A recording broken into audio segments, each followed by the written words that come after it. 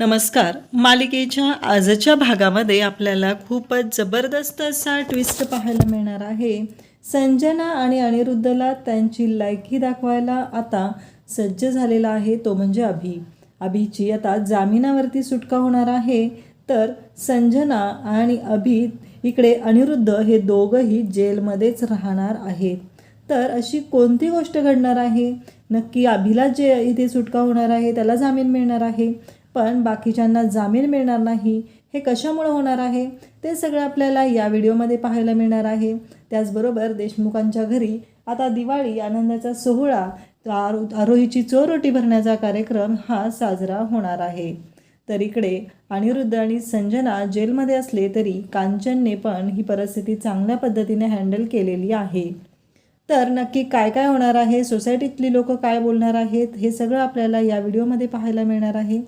त्यासाठी हा व्हिडिओ शेवटपर्यंत पहा. तर इकडे अरुंधती आता संजनाच्या पुढे उभी असते आणि ती संजनाला म्हणत असते की काही झालं तरी तू सुधारणार नाहीस हे मला चांगलंच माहिती आहे, कारण तुला सुधारायचंच नाही आहे. तुला प्रत्येक वेळेस आम्ही संधी देत गेलेलो, तुझा संसार सुरू झाला होता, अनिरुद्धने तुला ॲक्सेप्ट केलेलं होतं, घरातल्या सगळ्यांनी तुला ॲक्सेप्ट केलेलं होतं, पण तुलाच या गोष्टी नको होत्या आणि तू त्याच पद्धतीने वागत राहिलेली आहे, प्रत्येकाला फसवलेलं आहेस. त्यावेळेस संजना म्हणते की एक गोष्ट लक्षात ठेव अरुंधती, आता तू बाहेर जाणार आहेस ना, बाहेर गेलीस की एक काम कर, सगळ्यांना एक निरोप दे माझा फक्त, की काही झालं तरी ही संजना लवकरच बाहेर येणार आहे आणि बाहेर आल्यावर तुमचा काउंटडाऊन सुरू होणार आहे. अरुंधती म्हणत असते की एक गोष्ट लक्षात ठेव, माझ्या कुटुंबाला, माझ्या घरातल्यांना वाचवण्यासाठी मला जेलमध्ये तुझ्या जागी जाऊन उभं राहावं लागलं तरीही चालेल, त्याचीही माझी तयारी आहे, पण मी माझ्या कुटुंबाला आता कोणताही त्रास होऊ देणार नाही. हे सगळं ऐकल्यानंतर संजनाच्या पायाखालची जमीन सरकते आणि त्या जेलमधली एक बाई तिच्याकडे येते. तर संजना तिच्या खानदेशी कानाखाली वाजवते आणि म्हणते की लांब राहायचं माझ्यापासून.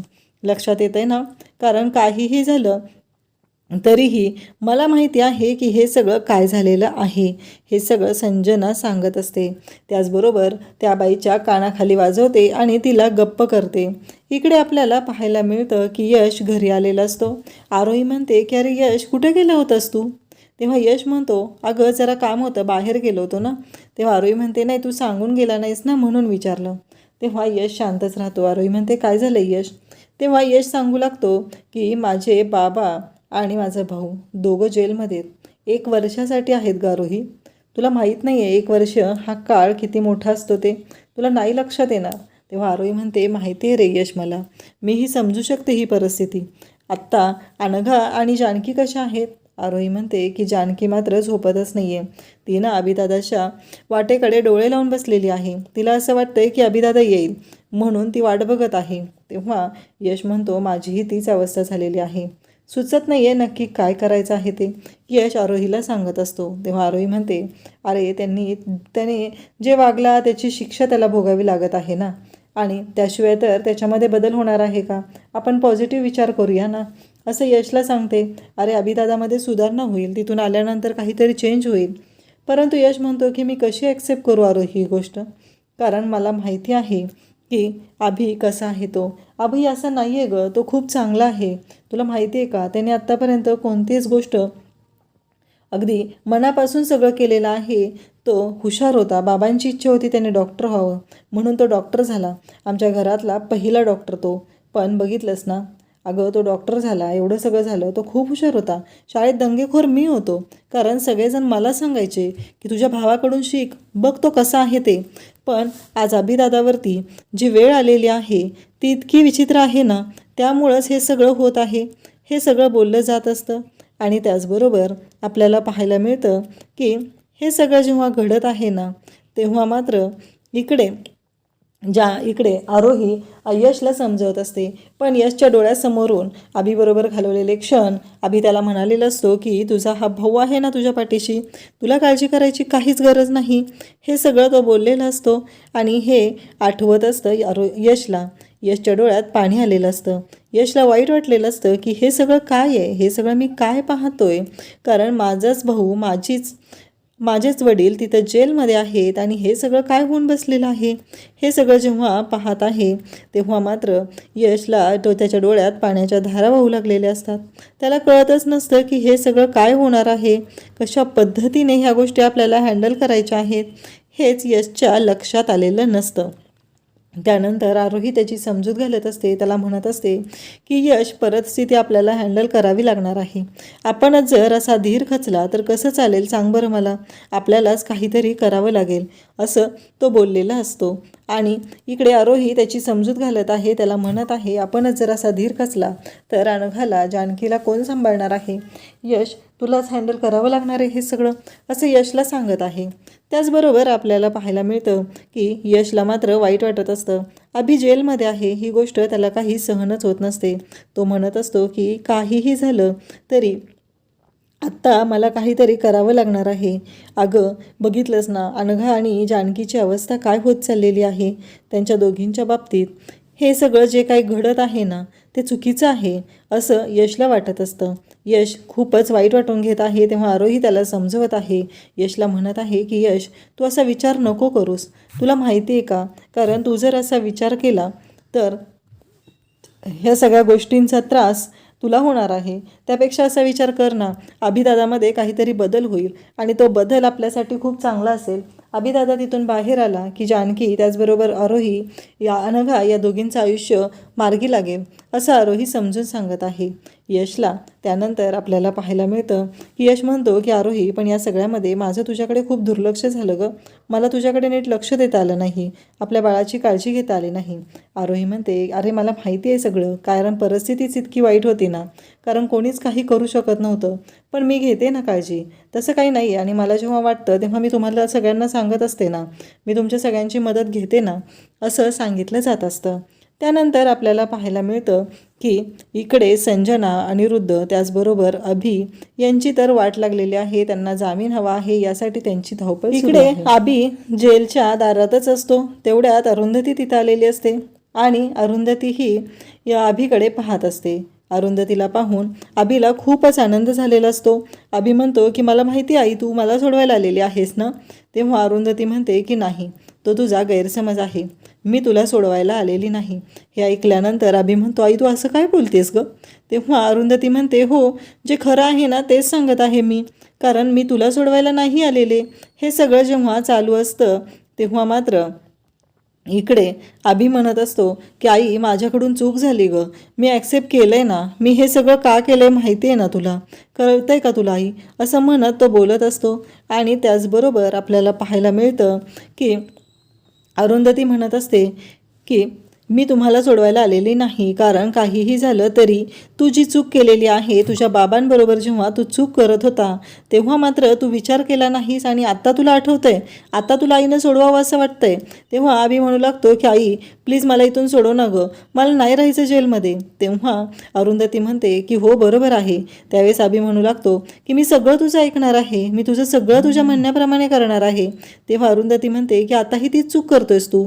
अरे असं नको करूस अभि, तुझ्या लक्षात येतंय का, काहीही झालं तरी तू माझं ऐकू नकोस, कारण आत्ता तू तुझ्या वडिलांचं ऐकलं, त्या संजनाचं ऐकलं म्हणून तुझ्यावर ही वेळ आलेली आहे, त्यांच्या म्हणण्याप्रमाणे वागलास म्हणून तुझ्यावर ही वेळ आलेली आहे. तू माझं ऐकू नकोस, तू तुझ्या म्हणण्याप्रमाणे वाग, तुझी सतसत विवेकबुद्धी जागी ठेव आणि मग निर्णय घे, कारण काहीही झालं तरी आता तुला विचार करायचा आहे की पुढे काय करायचं आहे. तू माझं ऐकून विचार नको करू. तुला माहिती आहे का जानकी आणि अनघाची काय अवस्था झाली आहे. तू इथे जरी असलास ना त्या तिथे बसून शिक्षा भोगत आहेत, त्यांनाही तेवढाच त्रास होत आहे.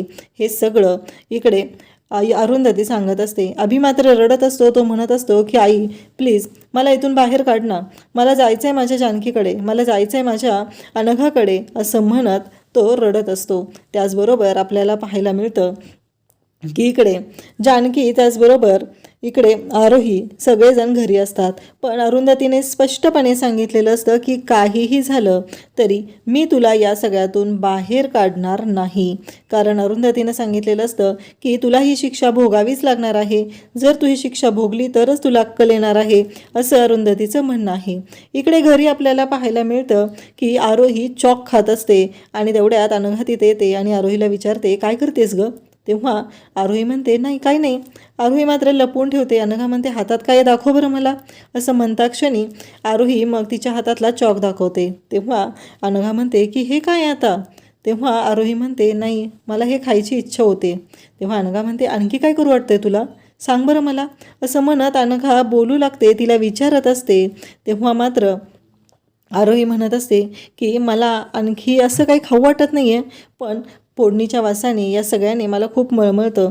कधी कधी ना चॉक खाऊ वाटतो, कधी कधी अस्वस्थ होतं. या सगळ्या गोष्टी ती बोलून दाखवत असते आणि त्याचबरोबर ती म्हणत असते की बाकी असं काही नाही होत. तेव्हा अनघा म्हणते माफ करा आरोही, खरंच या सगळ्या गोंधळामध्ये ना मी तुझ्याकडे दुर्लक्ष केलेलं आहे, मी तुझी काळजी घेऊ शकलेले नाही, खरंच मला माफ कर. असं सगळं बोललं जात असतं. आणि त्याचबरोबर आपल्याला पाहायला मिळतं की तेवढ्यात कांचन तिथे येते आणि म्हणते काय चाललंय तुमच्या दोघींचं. तेव्हा अनघा म्हणते की आरोहीला डोहाळे लागलेले आहेत. कांचन म्हणते काय सांगतेस. तेव्हा आणखी तुला काय काय खाऊ वाटतं. आरोही बाळा खरंच आम्ही तुझ्याकडे ना दुर्लक्ष केलेलं आहे या सगळ्यामुळं. आरोही म्हणते की तसं नाही आजी, कारण मला तसं काही वाटत नव्हतं आणि मला वाटलं तर तुम्ही मदतीला होतात ना सगळेजण, त्यामुळं मला असं त्रास असं काही झालेला नाही असं आरोही सांगत असते. त्याचबरोबर ती म्हणत असते की बाकी असा कोणता त्रास मला झालेलाच नाही. जर मला तसं काय वाटलं असतं तर मी तुम्हाला सगळ्यांना सांगतच होते ना, त्यामुळं मला तसं काही वाटलेलं नाही आहे, तसा काही त्रास झालेला नाही आणि तुम्ही सगळेजण होतातच की माझ्या मदतीला, मला काहीही वाटलेलं नाही. मी अगदी निवांत आहे. तुम्ही सगळेजण माझ्यासोबत होता, मी तुमच्यासोबत होते आणि मला कोणत्याही गोष्टीचं काही वाटलं तर मी तुम्हाला सांगत होते, तुम्ही सगळेजण माझ्यासोबतच होता असं ती सांगत आहे. तेव्हा आजी म्हणत आहे की हो बरोबर आहे तुझं. पण तेवढ्यात यश तिकडून आवाज देतो, आरोही आरोही असं म्हणून बोलू लागतो. तेव्हा आरोहीला अनघा म्हणते जा, बाळ झालं ना की मग यशकडे लक्ष नाही देता येणार तुला. आणि मग ती आरोहीला जायला सांगत असते. त्याचबरोबर आपल्याला पाहायला मिळतं की इकडे अनघा आरोही आता जाते. यशने तिला बोलवलेलं आहे आणि त्याचबरोबर यश आरोहीला बोलवतो आणि त्यानंतर इकडे कांचन आणि अनघा बोलत असतात. कांचन म्हणत असते की आपल्याकडून दुर्लक्षच झालेलं आहे, मी अरुंधतीला सांगते आता चोरोटी भरूया आपण, कारण चोरोटी तर भरली पाहिजे ना, 3रा महिना लागतोय ना तिला. तेव्हा अनघा म्हणते हो मी तयारी करायला घेते. अनघा मात्र फुल तयारीत असते. अनघा म्हणते की आपल्याकडून दुर्लक्ष झालेलं आहे, आपल्याला काळजी घ्यावीच लागणार आहे आरोहीची, कारण तिला कोणी नाही आहे ना. त्याचबरोबर कांचन पण म्हणते आरोही अनाथ आहे पण आपण सगळेजण आहोत ना तिच्यासोबत, मग तिला काय हवं नको हे सगळं आपल्याला बघावं लागेल. त्यानंतर आपल्याला पाहायला मिळतं देशमाने वकिलांनी आता यांना तिघांना बाहेर बोलवलेलं असतं, त्यांना तिघांशी ते भेटत असतात. आणि त्याचबरोबर आपल्याला हेही पाहायला मिळतं की देशमाने वकिलांनी त्या तिघांना बाहेर बोलवलेलं आहे, त्या तिघांशी ते बोलत आहेत, त्यांच्याशी भेटत आहेत. पण इकडे संजना मात्र ओरडून बोलत असते. ती म्हणत असते की एक गोष्ट लक्षात ठेवायची आहे, तुम्ही कालची रात्र आम्हाला इथं काढायला सांगितलेली आहे, पण आता मी अजिबात ऐकणार नाही. काहीही झालं तरी मला अजिबात तुमच्या कोणत्याही गोष्टी ऐकायच्या नाहीत आणि काहीही झालं तरी मी तुमचं काहीही ऐकणार नाही असं ती स्पष्टपणे सांगत असते. तिचं असं म्हणणं असतं की रात्रभर आम्ही इथं बाहेर राहिलेलो आहे, इथं जेलमध्ये काढलेलं आहे, त्यामुळं आता तुमचं काही ऐकणार नाही. आता मला लवकरात लवकर सांगायचं आहे की काय होणार आहे ते, आणि आत्ताच्या आत्ता 2 तासाचा मी अल्टिमेटम देते, त्यात तुम्ही बाहेर काढायचं आहे. आणि त्या भोसले बिल्डरला कॉल करा. तेव्हा ते सांगतात की मला परमिशन घ्यावी लागेल इन्स्पेक्टर साहेबांची. तेव्हा संजना म्हणते आता जर आम्हाला कोणाशी फोनवर बोलायचं असेल तरीही परमिशन घ्यावी लागेल. तेव्हा इकडे देशमाने वकील सांगतात की हो परमिशन घ्यावी लागेल तरच आपल्याला त्यांच्याशी बोलता येईल. हे ऐकल्यानंतर संजना म्हणते म्हणजे. तेव्हा देशमाने वकील सांगतात की ही प्रोसिजर असते आणि वेळ लागत आहे, कारण ही गोष्ट खूपच भयानक आहे. तेव्हा अभि म्हणतो की मला पहिलं यातून बाहेर काढा. तेव्हा देशमाने वकिलांच्या समोर संजना म्हणते तुला का रे, तू काय केले नक्की.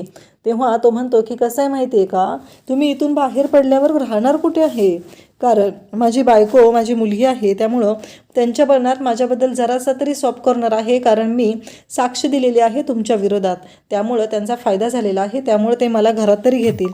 पण तुमचं काय होणार आहे, तुम्ही विचार केला आहे का नक्की काय होणार आहे याचा.